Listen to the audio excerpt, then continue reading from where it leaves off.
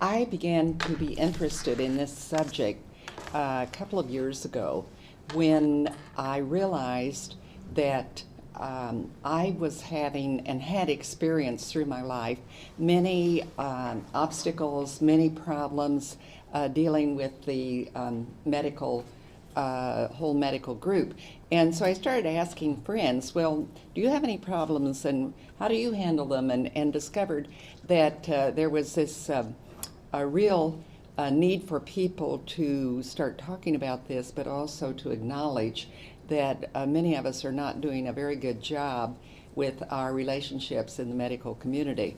Well, I've been able to get some really great endorsements for the book. Dr. Oz was one of the first that came on board because he wrote a book about patient empowerment years ago. And it's one thing, though, for a doctor to talk about it, and it's another thing for a patient to talk about it. Well, I actually did interview for a general practitioner, and when you call in, you say that you would like a 15-minute appointment for an opportunity to chat with the doctor to see if this is somebody that you would like to have be your doctor. Or they just call it a meet and greet. And the receptionist says, oh, okay, fine. And it seems that they are accustomed to doing this.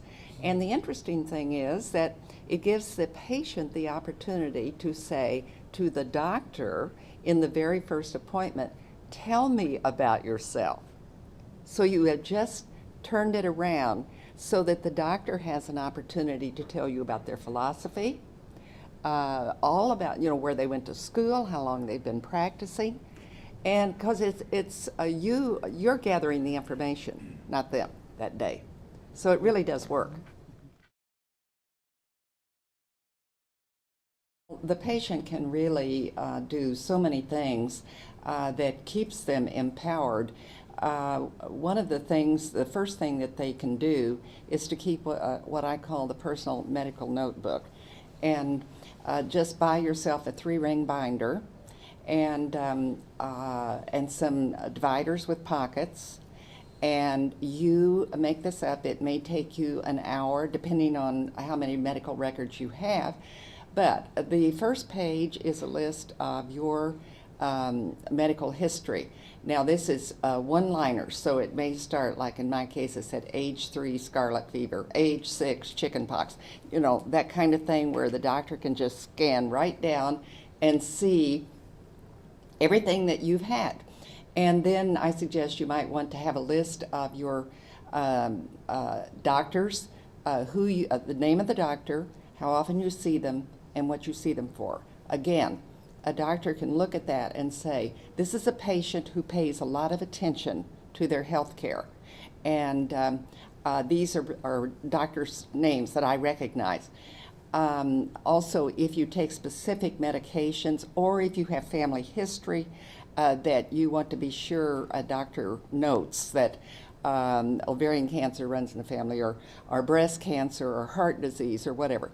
And then your tabs on your dividers are based on your specific needs. So every time you get a mammogram, you have a little tab that says mammogram, and you get a 1-page report after you've been there, and it goes in that divider and in chronological order. The same thing if colonoscopy, whatever it is. If you've had a kind of cancer, you have a section on that.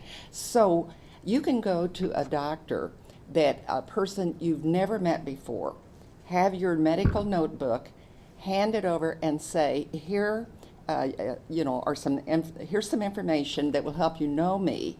And they can just scan right down, and then you can talk about why you are there. Now, being prepared to discuss that is a very important thing.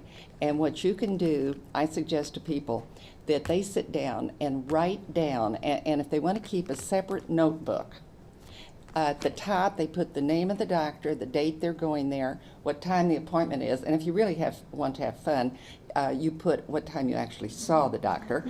And anyway, but you write down why you are going to the doctor. And then what your symptoms are, how long you've had them, what you have done about it, and then specific points that you want to discuss. You will not believe the kind of attention you get from the doctor when the doctor sees that you have thought this through, that you are there for a specific reason,